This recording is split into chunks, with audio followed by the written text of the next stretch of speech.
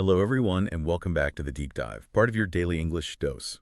Today, we're doing something a bit special. We're plunging headfirst into a world that's, well, anything but ordinary.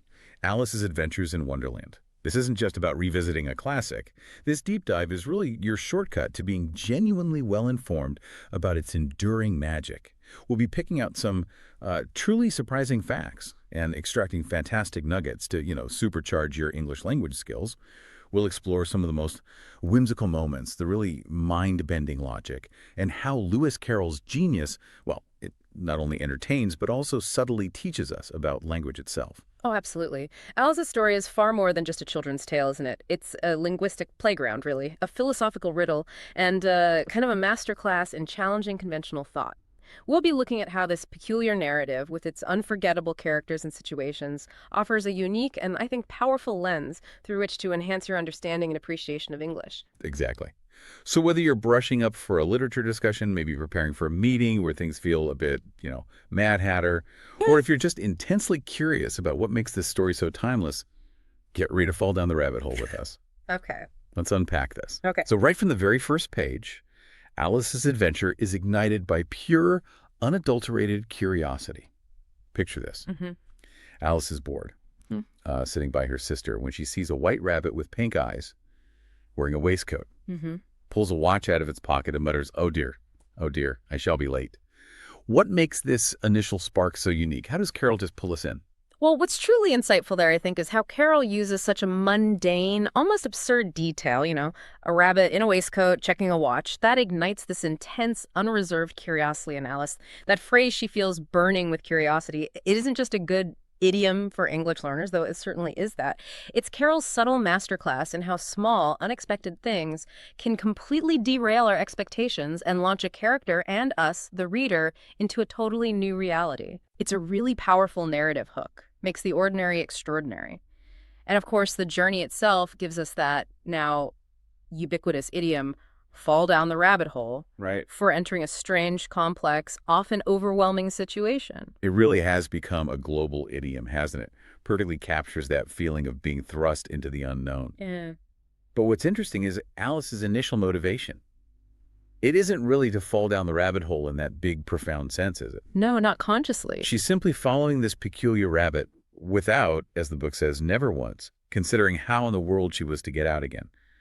It sort of highlights how often in life, and definitely in language learning, we stumble into these profound new experiences almost by accident, without fully grasping, the depth of what we're stepping into. That's a really keen observation. It's this unthinking plunge that sets the stage for her first major challenge, her ever-changing size. She quickly encounters the drink me bottle. Oh, yes, the bottle. And Alice, despite her initial apprehension, she actually checks for a poison label. Right, a little moment of caution. Exactly. It grounds her in her own reality for just a second before she succumbs to that irresistible lure of the unknown. And what a concoction it turns out to be. The drink, it remarkably has a mixed flavor of cherry tart, custard, pineapple, roast turkey, toffee, and hot buttered toast. Wow, exactly. That incredible mix of flavors. That's not just random words. No, it's a fantastic example of how specific, vivid nouns can create such rich imagery in English. It pulls you right into Alice's experience. And this constant alteration of her physical state, it then triggers her profound question, who in the world am I? And this isn't just a child's confusion, it's a deeply relatable feeling, I think, especially when you're learning a new language or navigating an unfamiliar culture.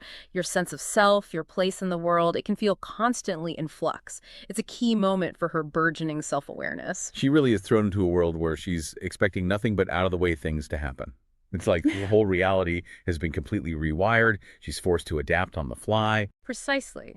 A world where the unexpected becomes the norm. And it's this very embrace of the illogical that defines her next set of encounters. Right. So from grappling with her own existence, Alice now steps into this realm where the characters themselves are embodiments of playful, often frustrating illogic. Let's talk about the Duchess's chaotic kitchen. Ah, the Duchess's kitchen, yes. Mhm. A true symphony of madness, described with such vivid detail. You got the cook throwing pans everywhere, a Chaos. baby perpetually sneezing because there's too much pepper in that soup, and then the baby just turns into a pig. Right. Snorting like a steam engine, wasn't it? Exactly. Carroll isn't just inventing a silly scene here. He's using hyperbole and sensory description to really push the boundaries of reality. It's controlled chaos, challenging Alice's and our perceptions of what's normal. And it's right there, amidst this domestic pandemonium, that we first properly meet the Cheshire Cat. Now, he is something else. He truly embodies Wonderland's unique brand of madness. His iconic grin, his philosophical assertion, we're all mad here, I'm mad, you're mad. It challenges not only Alice's perception of sanity, but ours too. Absolutely. And that line, we're all mad here, it really plays with the word mad, doesn't it? It does. It challenges our perception of sanity, but it also reminds English learners that mad can mean both angry and insane. Good point. Context is key. Exactly. This scene beautifully illustrates how context is everything when deciphering meaning, a crucial skill for any language learner. And beyond the vocabulary, Carroll's depiction of madness here isn't just about insanity. It feels like a brilliant satirical look at the absurdities of human logic and, well, authority. The Cheshire Cat challenges Alice and us to question who really defines sanity when the rules themselves seem nonsensical. That's a feeling many might recognize when navigating a new language or culture where conventions just feel alien. Okay, but here's where it gets really interesting for me. The cat's vanishing act, leaving only his grin behind. It's unforgettable. Alice observes, well, I've often seen a cat without a grin. But a grin without a cat, it's the most curious thing I ever saw in my life. What is going on there? Linguistically, conceptually? What's Carroll doing? That vanishing grin, yeah, it's truly iconic, isn't it? A piece of Wonderland's illogic. It's a profound example of a paradox. A paradox. Okay. A paradox, for our listeners, is basically a statement that, despite sounding reasonable, leads to a conclusion that seems self-contradictory. Carroll is playfully dismantling our basic assumptions. Can an attribute, like a smile, exist without its owner, without the face? Can a grin exist without a cat? Exactly. It forces us to really think about the relationship between words and the things they describe. And it's a testament to his background as a Labine, you know? Right. He's showing us that in Wonderland, the rules of reality, and therefore the rules of language, are deliberately flexible, bendable. That's a fascinating insight, connecting his logical mind to this absolute playful absurdity. But if you thought that was nonsensical, just wait until Alice stumbles upon the ultimate masterclass in linguistic chaos, the Mad Tea Party. Oh, the Mad Tea Party, yes. Arguably the pinnacle of Carroll's linguistic mischief. Alice's sheer frustration with the Hatter and March Hare's illogical statements. Like that unanswerable riddle, why is a raven like a writing desk? Oh, that one. Or their debate about whether I see what I eat is the same as I eat what I see. These aren't just silly, they're pointed challenges to how we understand communication. I have to admit, that riddle about the raven and the writing desk used to absolutely drive me crazy as a kid. It feels like a trick question, but it's such a brilliant trick, isn't it? What's Carroll really doing? It's infuriatingly brilliant, and that's exactly the point. Carroll, maybe with a mischievous twinkle in his eye, is mirroring the way language can sometimes feel to a learner. How so? Like, it's full of puzzles that seem to have no logical answer, forcing you to just embrace the absurdity or maybe the multiple interpretations. Okay, that makes sense. And the Hatter and March Hare's debate about I see what I eat versus I eat what I see, that's a masterclass in semantics. Semantics. The study of meaning. Exactly, the study of meaning in language. They're showing us how just a tiny shift in word order can completely invert the meaning. It turns a simple observation into, well, a philosophical quandary. It's a powerful lesson in precision, actually, when learning English. Pay attention to word order. And their endless tea party. Because the Hatter quarreled last March with time itself, leaving it always 6 o'clock now. Yeah. This whole exchange is just a fantastic demonstration of how language can be twisted and subverted. It makes a genuinely fun way for learners to explore semantics and even our perception of time. Mm-hmm. Then you have the Mock Turtle's school subjects like reeling and writhing, ambition, distraction, uglification, and derision. It's all just playful word invention. Indeed, and that wordplay, like the idea of lessons, lesson from day to day, highlights the creative potential of English. It actively encourages critical listening. It's a delightful example of a pun where similar-sounding words have different meanings. Spotting these can significantly deepen your English comprehension and vocabulary. Right. Carroll, the mathematician, loved these logical and linguistic games, and he invites us, the readers, to play along. He encourages us to manipulate words and meanings ourselves. It really encourages you not just to read words, but to play with them. Exactly. Okay, but Alice's journey isn't just about confusion, is it? It's profoundly about her growing courage, her transformation. She encounters the formidable Queen of Hearts, famous for that chilling catchphrase. Off with their heads. Yes, imagine that croquet game where live flamingos are the mallets, hedgehogs are the balls, and soldiers bend over to become the arches. It's such a vivid illustration of a chaotic, tyrannical situation. And what's truly fascinating there is how Alice actually confronts this arbitrary power. She sees the gardeners frantically painting the white roses red to avoid execution. A stark visual metaphor, really, for the absurd lengths people go to survive under tyranny. And eventually she has the audacity to call the Queen's constant threats nonsense. That's a big moment for her. It really is. It's not just a plot point. It showcases a pivotal shift in Alice's character, from timid and bewildered to defiant and outspoken. That word, nonsense, becomes a powerful tool in her linguistic arsenal for just rejecting absurd ideas. And meanwhile, the king is just shouting, "Consider your verdict," to the jury. Who are busy writing down stupid things on their slates. It paints this picture of utter incompetence and injustice. The trial of the Knave of Hearts is just the prime example of this deliberate chaos and subversion of justice. Witnesses like the Hatter, totally confused about dates and the twinkling of the tea, and the cook who simply says "shan't" when asked to give evidence. It's like a parody of a legal proceeding. Right. Precisely.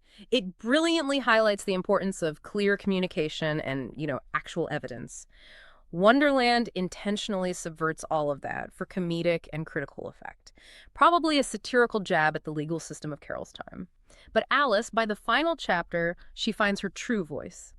When the Queen, losing all pretense of justice, declares, "Sentence first, verdict afterwards," Yeah. Alice, now physically restored to her full size, finally stands up. And this moment shows how language can be used to assert authority or, crucially, to question it. Right.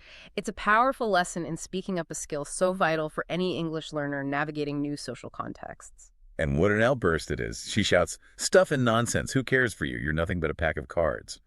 So what does this pivotal moment, this really dramatic declaration, what does it mean for us and for Alice's journey? That declaration, "You're nothing but a pack of cards."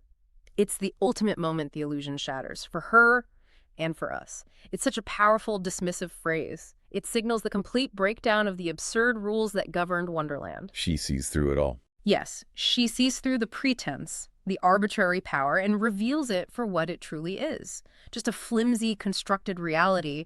For English learners, actually, it's a brilliant way to express how something or someone is revealed as less significant, less powerful, or less authentic than they first seemed. Huh.